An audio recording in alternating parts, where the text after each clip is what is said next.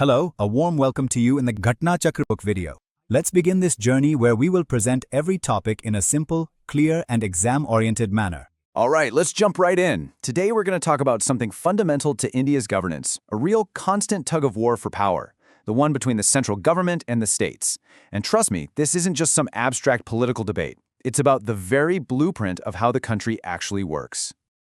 So, it all boils down to this one question, right? In India's incredibly complex federal system, who really holds the power?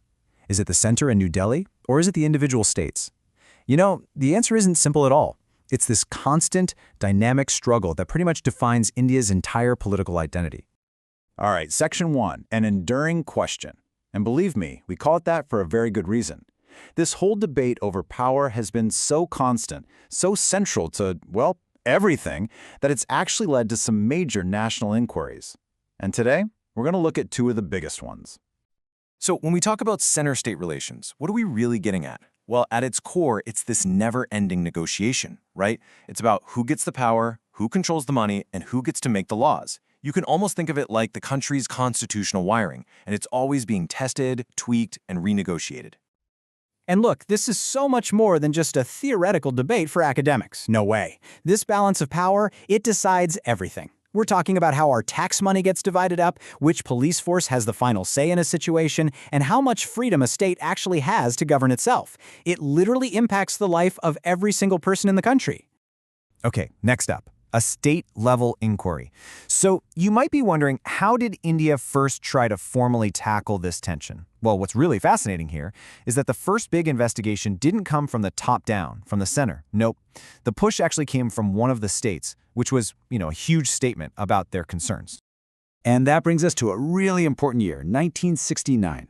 This was a pivotal moment. It was the year that this abstract debate, this constant chatter, was finally going to be put down on paper and looked at formally for the very first time. So in 1969, the government of Tamil Nadu did something pretty bold. They set up what's known as the Rajamanar Committee. And the origin here is everything. This was a state government stepping up, taking the lead, and putting the entire federal power structure under a microscope. They were basically asking the whole country, hey, is this setup really working for us? Now for our next section, the National Commission. You see, the Rajamanar Committee didn't just start a conversation, it lit a fuse. All these questions it raised about state autonomy, about whether the center was getting too powerful, well, those questions started echoing all across the country. And that started building up a ton of pressure for an official national response. And that pressure just kept building and building for more than a decade. Which brings us to our next key date, 1983. So in 1983, the central government finally responded. They formed the Sarkaria Commission. Now, this was different. Unlike the Rajamanar Committee, which was started by a state, this was a national body. And its job wasn't just to study the problem, its mandate was to come up with concrete, official recommendations for how to fix it. At this point, the debate had officially gone mainstream. Okay, let's connect the dots here. We've got two landmark moments. On one hand, you have the state-led inquiry in 1969. Then, you have the National Commission in 1983. The key thing to remember is that these aren't just two random events. They're like two connected chapters in the same long story. The story of India's struggle to figure out its own federal identity. And you can really see the progression when you look at it like this. The seed, right? It was planted back in 1969 with that bold, bottom-up challenge from the Rajamanar Committee. Fast forward to 1983, and that little seed had blossomed into a full-blown national conversation with the Sarkaria Commission. It's a really clear evolution of this critical dialogue. So let's just break this down one more time. We've got two inquiries, but they're both laser-focused on one question. Both of them were looking at the exact same thing, center-state relations.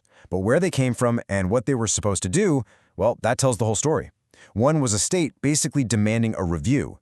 The other was the entire nation's official response trying to find actual solutions. So yeah, two very different inquiries, but both driven by that same fundamental question of who holds the power. So what's the big takeaway here? It's this. The Rajamanar and Sarkaria Commissions, they are not just dusty footnotes in a history book. Not at all. They are foundational moments. They're proof that India is in this constant living process of trying to get that federal balance just right. And that effort, it's still very, very much alive today. So where does all this leave us? This conversation about the balance of power was formally kicked off decades ago, right? But the debate itself, it has never stopped. It just keeps evolving. So the real question for us today is this. In an India that's changing faster than ever, what is the next chapter in this power struggle going to look like?